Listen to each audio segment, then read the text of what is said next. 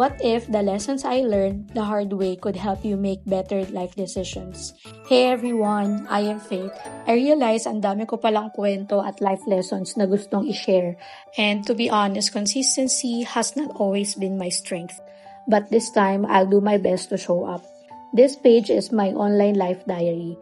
Dito ko isi-share ang mga lessons na natutunan ko habang nag-navigate ng adulting. From changing careers, studying in New Zealand, starting over again, traveling, and figuring out what kind of life I really want.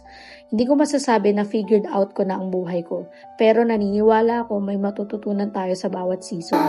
My experiences can help even one person make a better life decision or avoid the mistakes I made, then this page has already served its purpose. So if you're also trying to figure out life, make better decisions, or simply looking for someone to relate to, sana samahan niyo ko. Let's figure out life together, one lesson at a time.